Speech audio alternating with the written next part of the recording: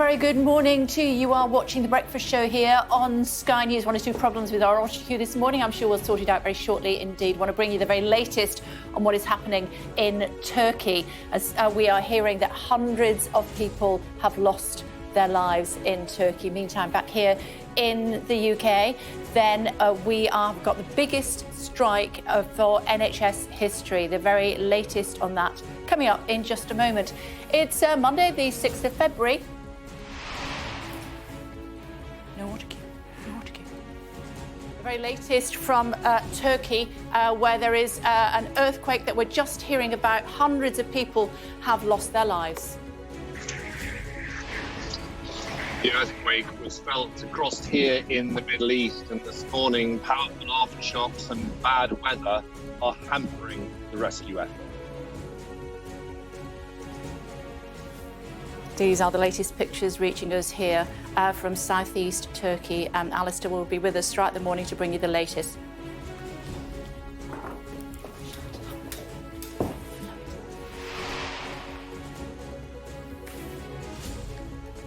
And for the first time in NHS history, nurses and ambulance service on strike on the same day.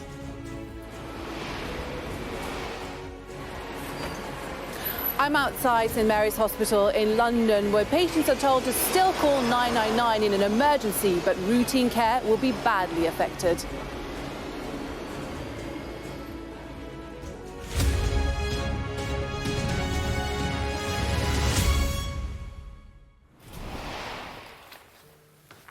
Morning, everybody. We love a challenge on a Monday morning, don't we? Let's bring you the very latest on what we're hearing from hundreds of people have been killed by an earthquake in Turkey and also in Syria. 7.8 magnitude quake hit early this morning, toppling buildings and triggering a search for survivors. In some areas, whole neighbourhoods are reported to have collapsed. Turkey has declared a state of emergency and requested international help. Hundreds of buildings have been destroyed by the earthquake, and rescue workers are searching through piles of collapsed concrete and twisted metal. Let's get the latest from Ali, who's standing by for us in the region. Good morning to you, Alistair. What's the latest where you are? Good morning, Kay. Well, we've been on air for about 2 hours reporting the latest developments, and in that short time, the death toll has risen threefold, and I think there is no doubt it will climb dramatically. The pictures coming out of southern Turkey and northwest Syria are devastating. The rush is now on to try and see if they can recover any victims who have been buried under the rubble, but it will need a huge international effort. Here's my report on the latest as first light has dawned over the region. The earthquake struck a few hours before dawn, as most people were still asleep in bed. As first light broke across southern Turkey, the sheer scale of the damage became evident. The death toll started to rise rapidly, and the coming hours will be an urgent rush to find survivors under the rubble. The earthquake was powerful and shallow, only 6 miles beneath the surface, and it was felt around the Middle East. Some of the worst reports of devastation are coming out of northwest Syria, where many of the buildings are already damaged from 12 years of civil war, and there are hundreds of thousands of refugees. Turkey has declared a state of emergency and already requested international support. Aid will start arriving from around the world, but getting into rebel-held parts of Syria will be a challenge in itself. Major aftershocks have followed the initial earthquake, including one recorded at 6.7 on the Richter scale. The next few hours are certain to reveal more tragedy as the rescue effort gets underway. Alistair Bunkle, Sky News.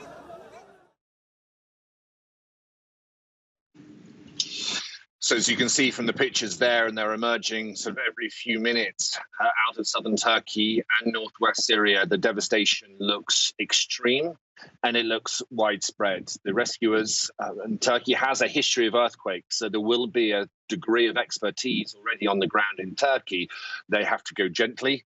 They will have to make sure that they don't displace any major blocks of concrete from the collapsed buildings, and they will do everything they can do to try and find anyone who is trapped under the rubble. Because, as I said in my report, it happened just before dawn. Many people who have been asleep in their beds, and I'm afraid that probably will add to the death toll.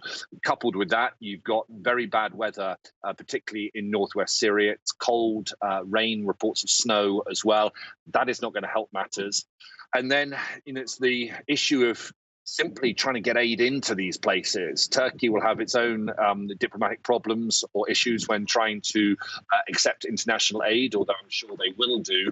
Northwest Syria is altogether more difficult because of the situation there. It is contested territory, has been for more than a decade. It's war ravaged. Many of the buildings already in a very, very poor condition. And you've got hundreds of thousands of refugees. There is an aid hub in Dubai, which is obviously not far away in the region.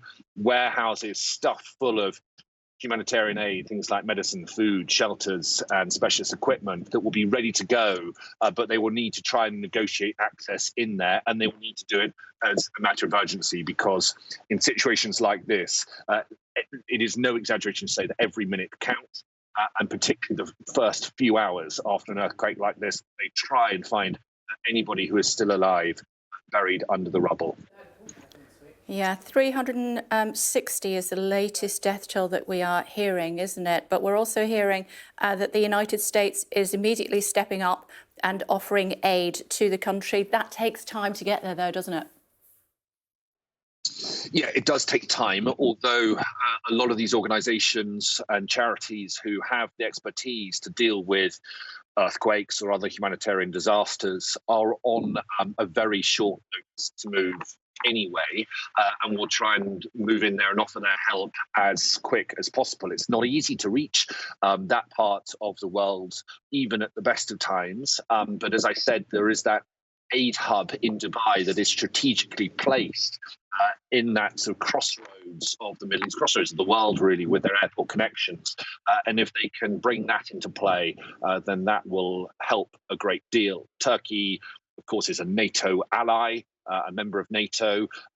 So there will be connections that they might be able to draw on there when dealing with some of their allies. But northeast Syria is a whole different ballgame, and trying to get people into that country and to be able to work there in safety will not be straightforward. The White Helmets, the Civil Defence and Rescue Force that operates in northwest Syria, is already very skilled, unfortunately, over years, having to deal with things like airstrikes and artillery strikes, buildings.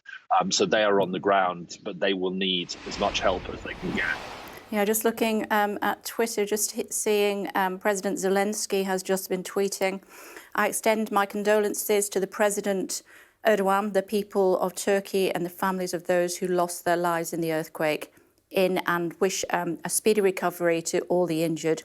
We stand with the people in this difficult time. We are ready to provide the necessary assistance to overcome the consequences of this disaster." That's the latest that we're hearing from President Zelensky, and I'm sure other leaders, other world leaders, will begin to rally around very quickly, Alistair. For sure. As people start to wake up across Europe and then into North America, the help will start coming in, or at least offers of help will start coming in. You can't fail to be shocked by the pictures that you're seeing. And I'm sure that Turkey's allies will want to do everything they possibly can do to offer any support that might be needed for that. Turkey, as I was saying, has, because of where it sits, fault lines, has a history of earthquakes, and it's not a good thing always to compare one to the other, but the last earthquake they had, major earthquake they had, was in 1999, when 17,000 people lost their lives. The death toll in this is nowhere near that yet, but it is climbing rapidly, and I'm sure it will raise questions within Turkey again in the aftermath of this.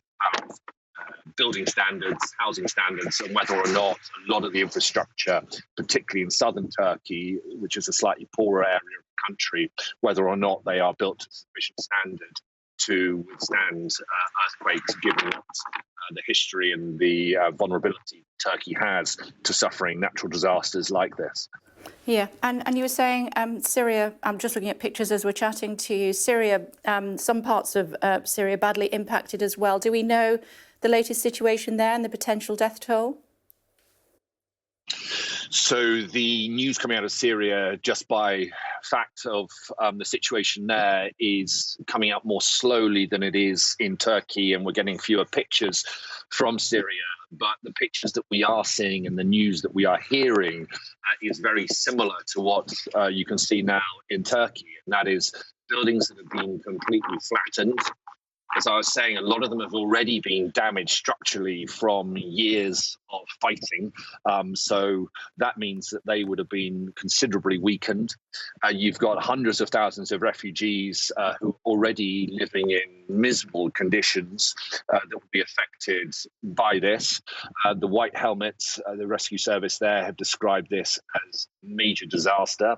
I've heard reports of hospitals either too damaged to accept victims or too overwhelmed to accept any more. And my gut feeling is that as the morning wears on and more news comes out of Syria, it will only grow worse and it will start to look incredibly grim there. So I'm just looking at the latest figures via the Reuters news agency telling us that at least 500 people, Turkey and Syria, have so far lost their lives as a result of this earthquake in the early hours of the morning. For those just tuning our way, Alistair, tell us what we know. So an earthquake, the magnitude of 7.8 on the Richter scale, struck southern Turkey near the city of Gaziantep. You can see it there on the map. In the hours before dawn this morning, it was shallow, 6 miles beneath the Earth's surface, which would have made it more destructive. That earthquake was felt around the Middle East. Reports of people feeling it in Lebanon and in Cyprus. Some reports as well in Gaza, although I've spoken to our colleagues over there and they didn't feel anything. We didn't feel anything here, we should say. But the damage is located very much in Turkey and in Syria, as you can see from the pictures there. Major aftershocks as well, not helping matters. One aftershock was recorded at 6.7 magnitude, which in and of itself is a powerful earthquake.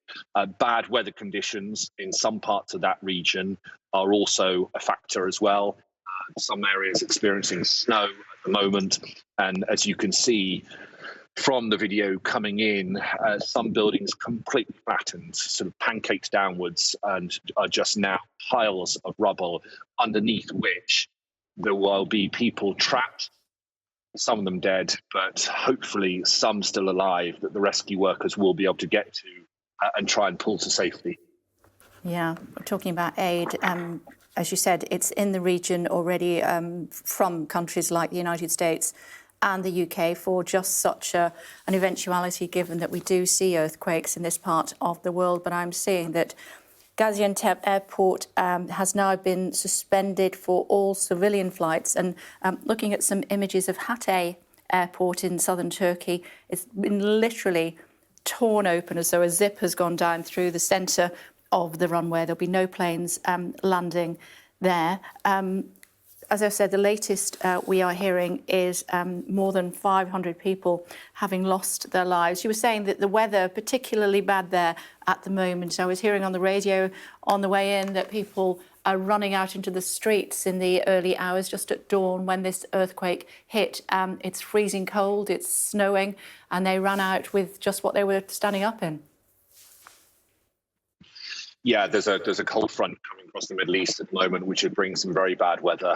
And that not only makes the rescue efforts that much harder to carry out, but of course makes the people who have been already displaced, whether it's by conflict in Syria or in the case of the fact that their homes have been destroyed, that makes the challenge facing them ever more concerning.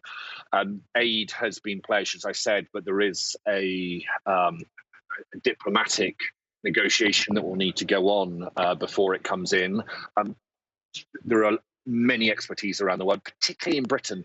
There's an awful lot of charities and organisations who are very, very skilled in working in situations like this.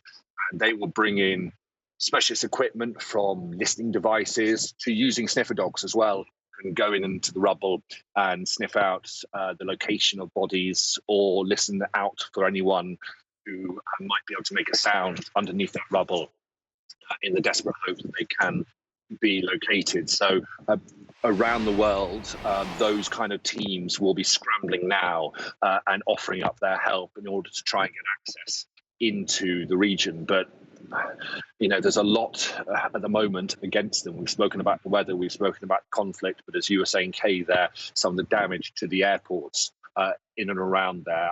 Look, I think they'll look to utilise whatever airports, be it whether it's civilian or whether it's military.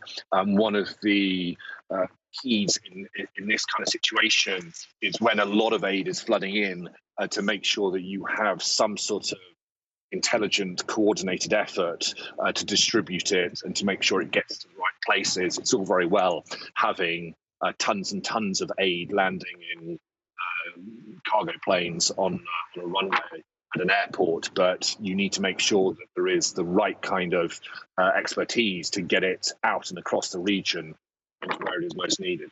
Yeah, I mean, looking at these pictures, Alistair, it looks like a war zone, doesn't it? Absolutely devastated. Many of these buildings, hundreds of buildings, we're told, have collapsed after that earthquake at dawn in Turkey this morning. Heavy lifting gear will be moved in. They have to do that very sensitively, don't they? Because these buildings are very precarious. Now, we're going to be speaking to a rescue engineer in just a few moments' time, but looking at some of the images on Twitter as well, many of which we can't show to our viewers at this stage, this is where the challenge begins for these rescue workers. Yeah, and a lot of it will be sort of literally lifting stuff by hand, moving rubble away by hand, which might sound as though it's very unsophisticated, but as you were saying, with major, there's a danger here as well for the rescue workers. These buildings will be very, very unstable. They will be very mindful of not shifting anything that would cause buildings to collapse even further, or for some of those major concrete blocks to crunch down. Not just for the people who are buried underneath, but also for the rescuers there, who have to go very, very carefully. And that does mean that, and we've seen some of the pictures that we're broadcasting, bulldozers, which can take away some of the rubble, but a lot of it will have to be done by hand.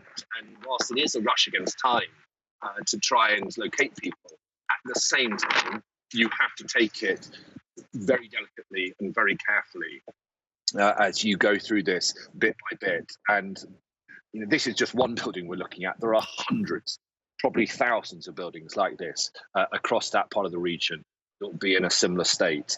And so that is the difficulty that faces the rescue workers. I'm just reading now as well a tweet from someone in the Israeli Foreign Ministry saying the thoughts of Israel with Turkey and its people as we see the first pictures of the horrific results of the earthquake. So, Kay, as you said, the messages are coming in from leaders and from governments from around the world who will offer and pledge their support and their aid that will be needed in the coming hours. And it will be a case of trying to find the right way and the best way to get it in. OK, take a breather. Alistair, back with you in just a second. Maria Caulfield, Minister for Women, Under Secretary of State, Department of Health. Hi, all sorts for us to talk about, but let's talk about Turkey. What are we going to do to help? Well, obviously, it's tragic events that have unfolded overnight, and we'll be offering assistance required and working with other countries too to give the assistance that they need. So I know that Cabinet colleagues will be looking at this first thing this morning. OK, what do you know about it so far? Well, we just know that there's obviously been an earthquake and there's been a number of people who've been killed and are missing, and help is going into finding what support Turkey needs at this time. Indeed, so we're hearing that many hundreds of people have sadly lost their lives. We are blessed in this country with not really being particularly impacted by earthquakes. This area, though, very much is. A lot of the properties are not really up to the challenges that you would expect to withstand an earthquake. We know that some of the runways for airports have been devastated. It's going to be tricky to help. What do we do immediately? Well, it will be tricky to help, but I think if you look at the help we've given other countries in similar situations in the past, we're quite experienced in terms of getting into places where, say, airports are down and where access is difficult. And we've got a number of means of access in terms of whether that's flying in support or whether in the longer term getting support in by sea as well. But the first priority is to make contact with Turkey, which is being done, to ask them what help they need and to get them the resources that will support them over the coming hours and days. OK, that will, of course, involve medics, which brings me on to what's happening here at home today. Nurses and ambulance workers striking. Again, they say that they have heard absolutely nothing from Rishi Sunak or Steve Barclay. How to resolve this impasse? Well, I'd slightly disagree with them that they haven't been meeting with the Secretary of State. During January, he held almost weekly meetings with a range of health unions. I mean, I take your point on pay. Before Christmas, that was not necessarily on the agenda, but since Christmas, absolutely pay and working conditions have been on the agenda. We're very keen to talk about the forthcoming year's pay award in terms of us submitting evidence as a government and the unions submitting theirs. And the slight disappointment is we're in exactly the same place as Scotland in wanting to talk about the forthcoming pay award. The RCN have suspended strikes in Scotland, but not in England. And what I would say to Pat Cullen, who I respect very much, and the RCN, is if they've suspended strikes in Scotland to discuss the forthcoming pay award, please could they suspend them in England so we can get round the table, negotiate and try and sort this out. Haven't they had better offers than England? Not in Scotland. So in Scotland, they're just at the negotiation stage about the forthcoming pay award. Average 7.5% pay upward. So in Scotland, they put to the RCN members in Scotland, I think about 7.58% pay offer. That was rejected by the RCN members in Scotland, and that's why the strikes were ongoing. They have since suspended those on talks on the new pay award for this forthcoming year. We ask that the same happens in England, because every day a strike action happens, it does impact on patients. Nurses have suggested, or certainly nursing leaders have suggested, if they're offered an extra 3% on top of what they've been offered now, that they would look at that, which is exactly what they've been offered in Wales. So they've been offered that in Wales. It's not a full 3% increase. They've been offered 1.5% increase and a 1.5% lump sum, which would not be carried over in subsequent years. That has to be put to members yet, so we don't know if the members in Wales will accept that. Can England's nurses expect that? Well, we have been pretty clear that we're not going to look at the current year's pay award. That was agreed in April by the unions and by the government and accepted the pay recommendation in full. We really want to focus on the forthcoming pay award, as they're doing in Scotland, which will recognise a number of issues such as inflation, recruitment and retention. That's factored into the pay review body's recommendations. But why are England's nurses being offered less than those in Scotland and Wales? They're not being offered less than in Scotland. So Scotland's at the negotiating stage. Why are they being offered less than those in Wales? Well, we have to take a responsible view about everyone's So are they being irresponsible in Wales? I'm not going to comment on the negotiations in Wales. They haven't been agreed by RCN members. It's been put to the members, and we'll know the result of that in the forthcoming days. Members may well reject that in Wales, as they did with an 8% pay rise in Scotland. What I can say is that we've got a responsibility to all taxpayers in this country, and we've got a range of public sector workers asking for pay increases. And every 1% increase is about £700 million that we have to find to pay for that. And obviously, we've got COVID backlogs, we've got patients waiting for routine procedures, we've got one of the busiest winters we have ever had, with record levels of funding going into the NHS to try and manage services. So every percent of a pay increase takes money away from that. Do you think that NHS workers are putting lives at risk by going on strike? I think it's a challenge. Obviously, I'm a nurse, and I've got. That's why I'm asking you. Yeah, so I campaigned when there was a pay cap and a pay freeze when we had the Lib Dem coalition government. So I know how difficult it is to live on a nurse's wage, but also with ongoing strikes. No, that's not my question, though. With respect, do you think that NHS workers, by going on strike, are putting lives at risk? There's a risk to patients the longer strikes go on. So if you're cancelled for your operation the first time, there's probably a minimal risk. If that's cancelled time and time again because of ongoing strikes, strikes, then patients become more poorly and there's always a risk. And with ambulance strikes, you know, if someone's not got to, if they're having a heart attack or a stroke, you know, that does increase someone's risk the longer that response time is. But being a nurse is a vocation, isn't it? So putting someone's life at risk is completely counter to what you go into nursing for. Well, I don't think any nurse is going on strike wanting to put patients at risk. And I know that it's been a very hard decision for the majority of nurses. And that's why I say to Pat, as the RCN have done in Scotland, we're very happy to discuss the pay award for the forthcoming year. Suspend the strikes, let's get back round the table and see if we can resolve this for patients as much as for staff. OK, doesn't look like it though, does it? Anytime soon? Well, you know, the door is open, the Secretary of State's door is open, and we would welcome the RCN in particular coming around the table. They have withdrawn from the independent pay review body process, which is a real shame. It's not independent, that's why. Well, I would disagree, because there's been times where we've not accepted the independent pay review body's recommendations in years gone by. And so if it wasn't independent, that would not be the case. We did accept it in full this year, and the unions did as well. And, you know, that's our method of getting a pay settlement for the forthcoming year. We need to curtail our interview today, I'm sorry, because of other events, but thank you very much indeed for joining us, Ms. Caulfield. Thank you. Let's wander down to St Mary's Hospital, should we? In London, Milena is on the picket line there this morning. Hi, I wonder what they would make of what we hear from the Health Minister this morning. Good morning to you.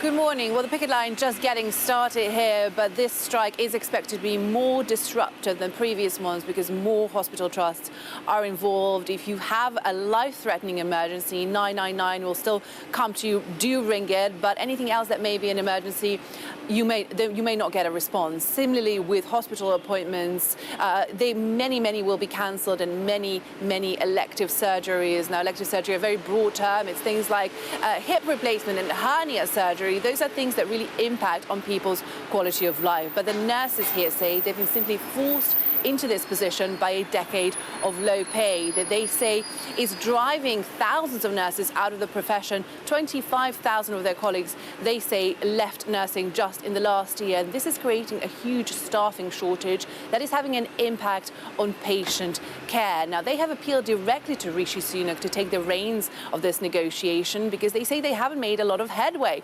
with Steve Barclay at all.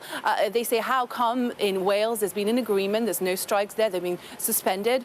How come in Scotland negotiations are ongoing? Why can't Westminster do the same? And as this dispute continues to escalate, it is the patients who are suffering. That NHS waiting list, already nearly 7 million people on it, only set to become even longer.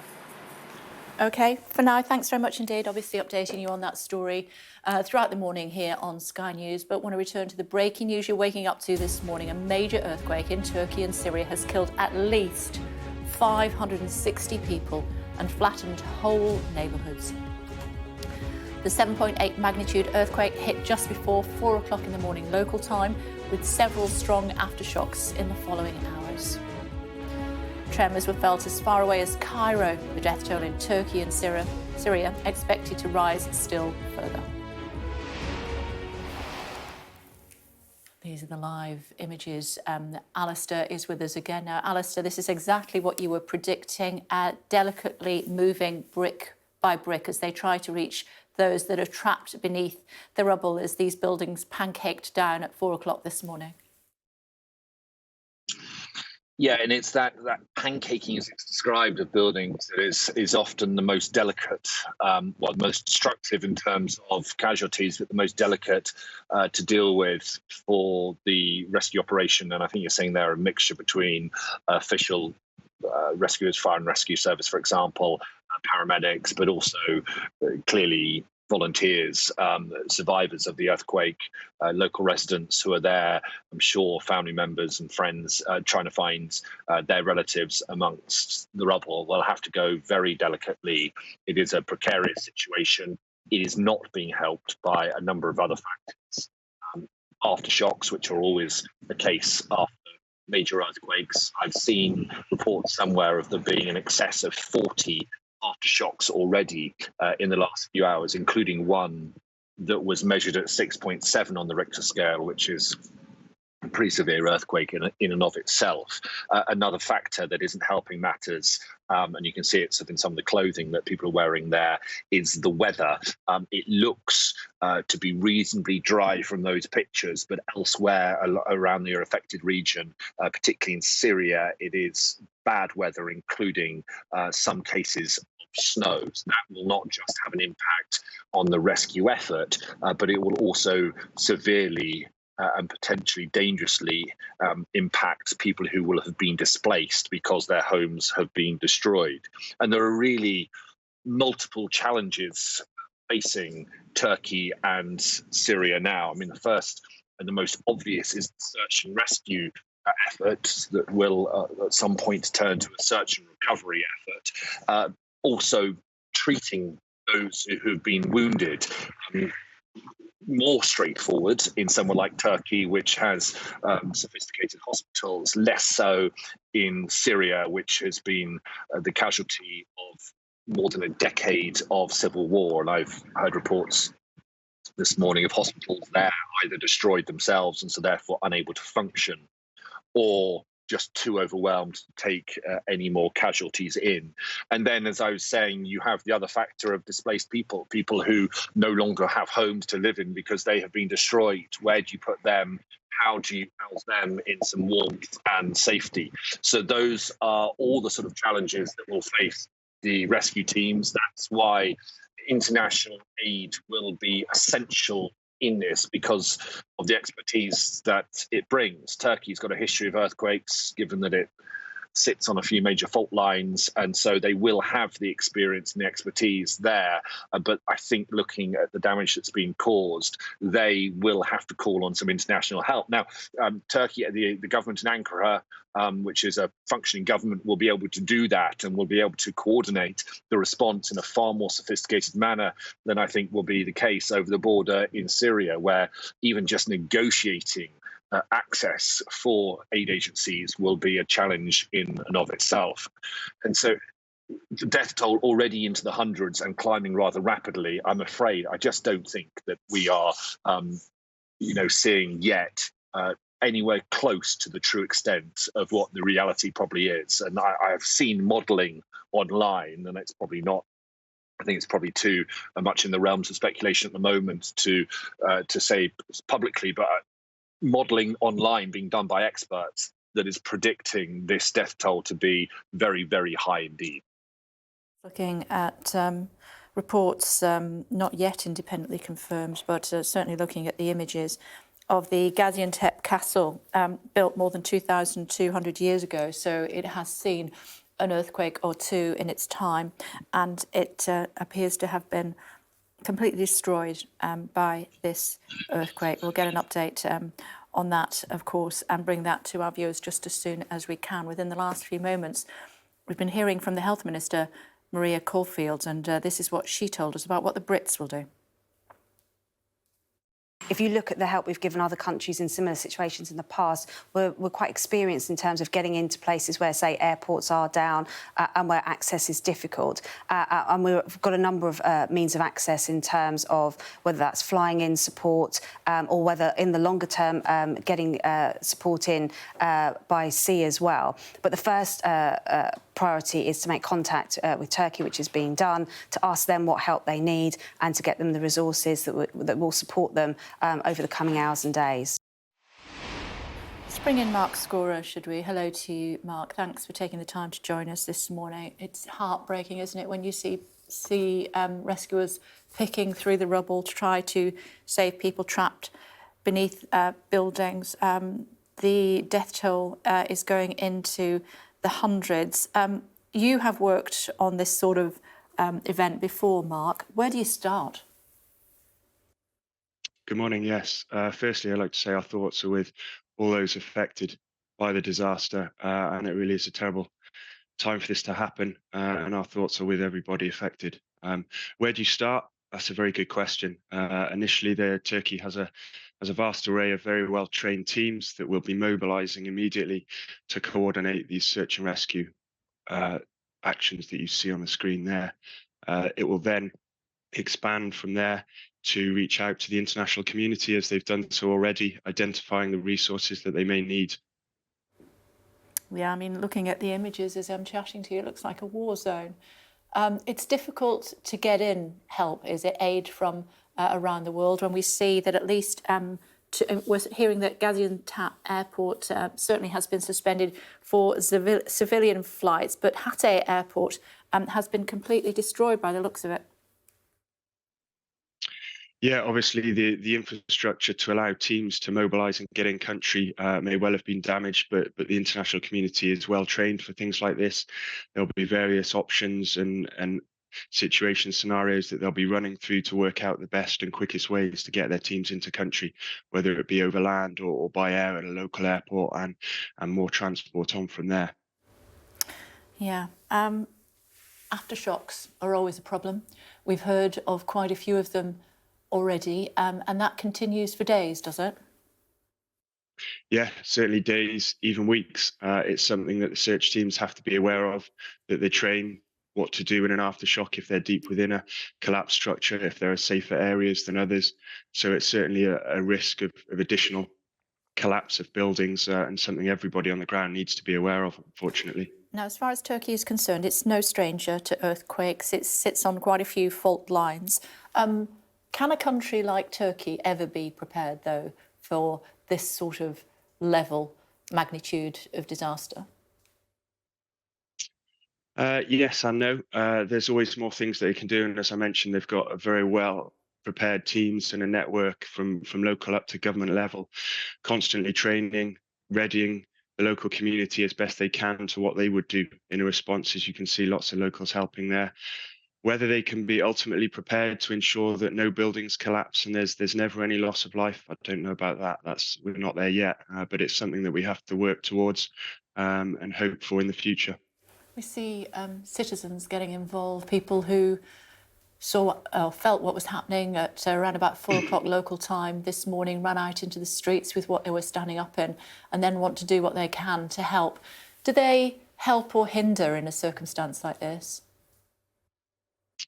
I think they're always there to help. It's hard to stop people helping when it's their neighbours, their friends and families. They can certainly be a valuable source of information when the rescuers turn up to a rescue site, because they may have been there, they may have heard things. And so I would say that they are a valuable source of intel for the rescuers. And as you can see there, they can help handballing in safer areas, the rubble to clear some of the areas.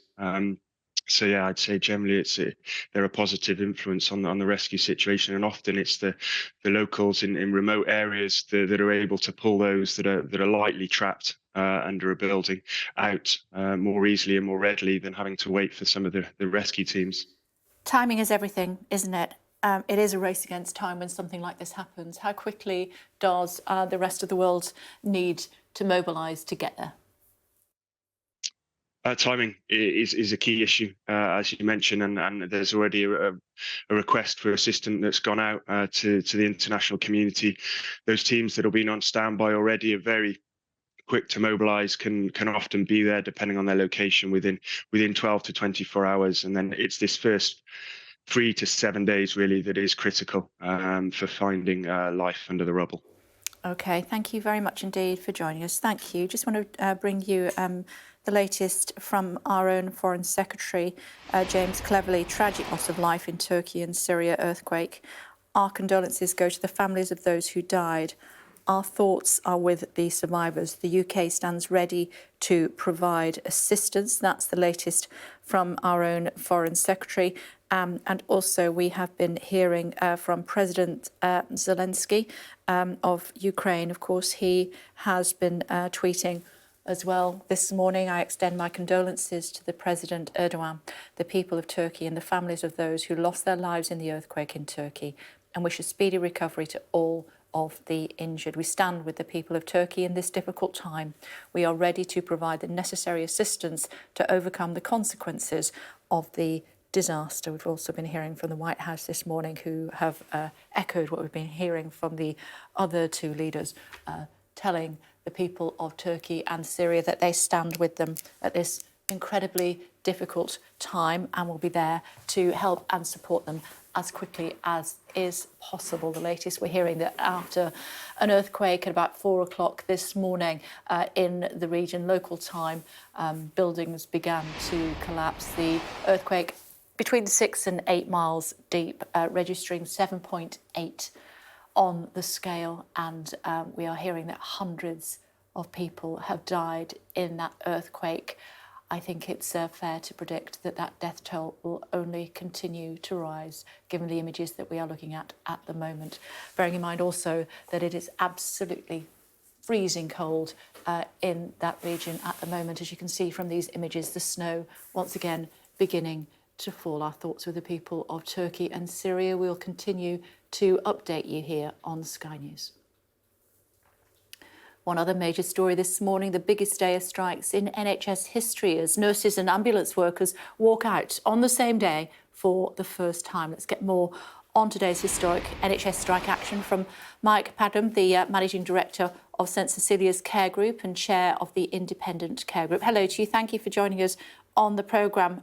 How worried are you about days like today?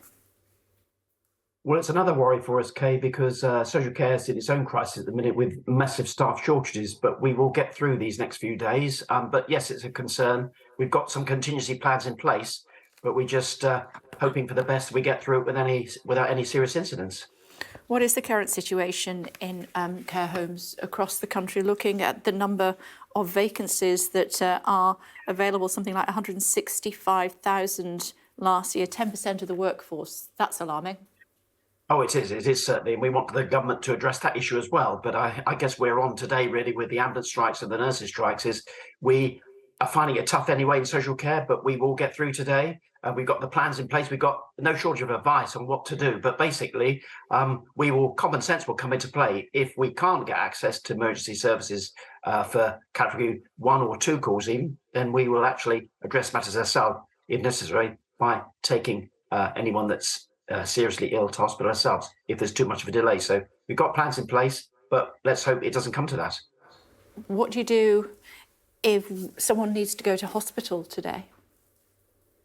Well, obviously, it's category 1, as my understanding is that 999 would still operate. But our view is that if there's a long delay and we think the patient's life is at risk, then we would have to take matters into our own hands. And if necessary, and I'm talking about the worst case scenario, we will make sure that we got that resident to hospital directly ourselves. And we will seek advice over the telephone on what to do if that happens. But we're hoping, as I understand it, I'm reassured that category 1 still will be answered. It's category 2 and beyond that we may not get attention for. If you had the opportunity to speak to the government, we know that they do watch the programme at Downing Street. What would you say to them this morning? Well, I would echo what's been said many times before. Get around the negotiating table, because if there is going to be extra money, which I'm led to believe might come in the budget in a few weeks' time, is why not put that money on the table now? Because lives are at risk, certainly. But I would also ask them to take this opportunity to sort the crisis out in social care at the same time. We're willing to help get around the table. We need to talks. And the NHS and social care is in a massive crisis, but no one in government seems to be taking notice at the present. So I would ask them to get around the table and come and see for themselves in the front line just what it's really like. OK, thank you for joining us on the programme this morning. Thank you. Biggest strike in the NHS in its history. Let's bring in Saffron Caudry, the Deputy Chief Executive of NHS Providers. Hello to you. Thanks for joining us on the programme. What impact will today's strike action have? I think it's going to be a hugely disrupted day across the NHS. It's going to be incredibly challenging because I think with both nurses and ambulance staff out on strike today and nurses again tomorrow, and we've got physiotherapists later in the week, and then some ambulance staff again on Friday. We're planning for an incredibly disruptive week. And I think what we've previously had with industrial action has been, for example, community staff, community nursing staff being able to plug the gaps left when ambulance staff were out on strike. But obviously with nurses and ambulances out today, that's going to be incredibly difficult. And what we have to remember with this is that at this time, trust leaders will be focusing entirely on making sure that they are keeping patients safe, that they are looking after their staff. But what that means is that they have to step away from the day-to-day tasks of the hospital, the business as usual, if you like. So they won't be focusing on getting those waiting lists down or putting into place the new urgent and emergency care plan that's come out. They will be focusing simply on getting through the next couple of days, and that will have a knock-on effect on patients. Yeah, when you say a big impact on the NHS today, can you give me an example of what we're talking about? So what we are talking about is an NHS service which will be providing emergency care and emergency support only. So we will be seeing, of course, emergency departments will be open, providing that care when people are in extreme crisis. But what they won't be getting through is any kind of backlog recovery. So if people are phoning up for usual appointments, if they are seeking to gain ongoing care, they won't have access to that. And also, and I think this is a really important point to remember, this isn't just about the here and now, it's about the knock-on effect. What does it mean when someone has a procedure, a test, an operation delayed for a number of days, a number of weeks? You know, that will have an impact on them. And the other thing that we're worried about is people who don't come forward for treatment because they think that the wait will be too long. They're in a crisis, in an emergency, and they choose not to dial 999 or access 111 because of their sense that service won't be there for them. We're particularly worried about those people, and we urge anyone in an emergency or crisis to make sure that they do try to access the care that they need, because we saw that during the pandemic, that people chose not to go into A&E departments, for example, and we know that some people should have come forward for care. We are hearing that cancer treatments are being impacted. We were told that that would not happen. How can it possibly be allowed to happen? So the situation that trust leaders are in is that they will negotiate what are called derogations or exemptions from the strike action with their local union representatives. And I think that what we are seeing here is a situation where we have different arrangements in place in different parts of the country, and it's possible that some types of cancer care will come into that, so that cancer care won't be exempted from the strike action. It's a very challenging situation, and it's particularly challenging for staff when they are dealing with that particular situation. Yeah. How's this going to end? Well, I hope it ends by the government coming round the table to negotiate a settlement for this year's pay for NHS staff. That's how it needs to end. And I think that we need to recognise that NHS staff have faced soaring costs. Cost of living has gone up, inflation has gone up, and the settlement from last year's or this year's pay review body was made at a time when inflation wasn't at the levels it's at the moment. So I think it's really important that we focus on getting a deal for this year, as well as then thinking about what next year's pay deal looks like. OK, thank you very much for taking the time to join us. Thank you. Back to Turkey in just a second. Just want to bring news about a story that a lot of you are asking me about, actually. The head teacher of one of Britain's most prestigious schools, Epsom College, has been found dead on the school's grounds alongside her husband and their 7-year-old daughter. Emma Patterson, her husband George and their daughter Letty were discovered in the early hours of Sunday morning. An investigation is being carried out to establish the circumstances surrounding their deaths. Police have said at this stage they are confident that this is an isolated incident with no third-party involvement. And the story leading many of the newspapers this morning, a private underwater rescue team set to join the search for missing mum of 2, Nicola Bulley, today.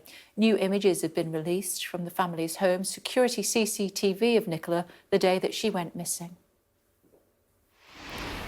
Returning, though, to the news out of Turkey and Syria, hundreds and hundreds of people have died after an earthquake, 7.8 it measured, hit both countries around about 4 o'clock local time this morning. Hundreds of buildings have collapsed, and buildings are continuing to collapse as a series of aftershocks hit the region. Alistair standing by for us. Alistair, what more do we know?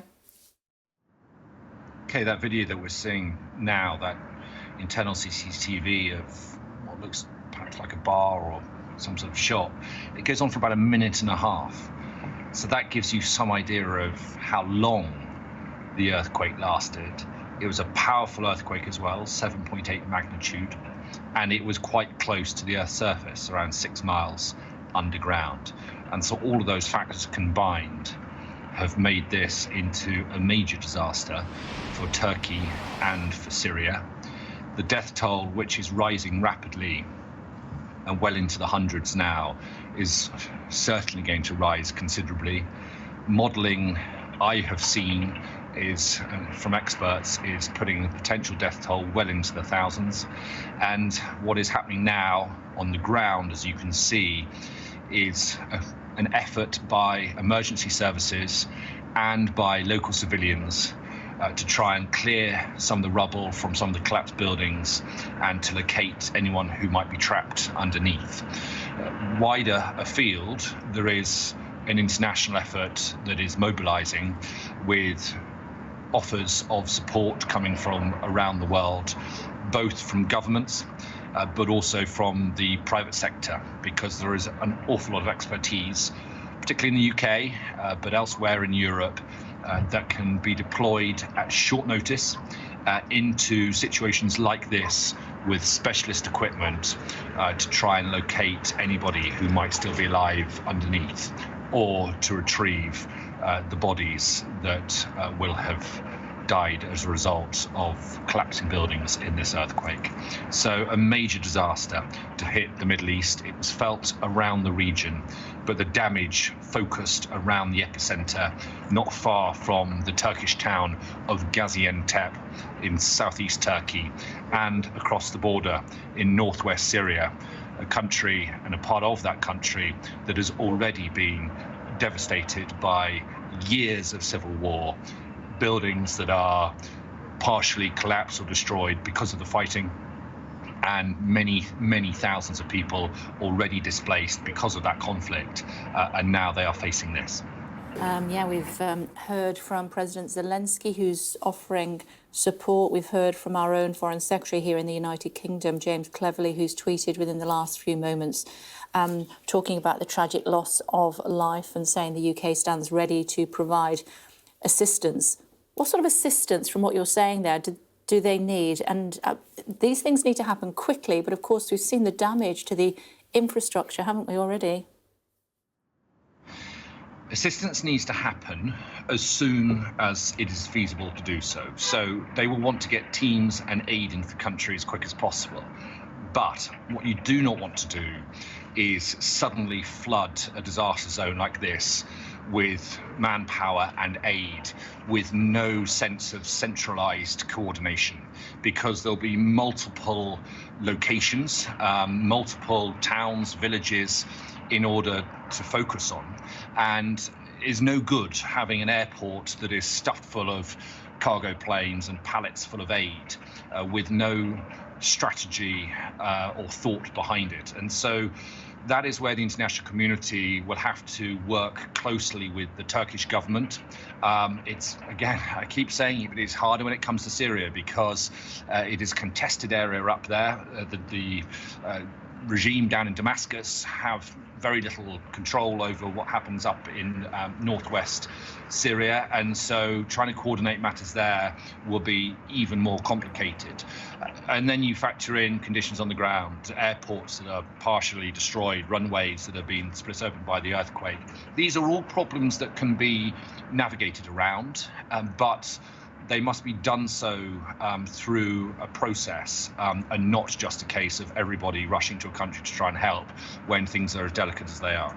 Yeah, I'm thinking about the region that we're talking about, and something you've just hinted at there. I mean, Turkey hosting, what, 3.6 million Syrian refugees, and the area where many hundreds of thousands of those are, where they've been displaced to, are very close to the epicenter of this earthquake.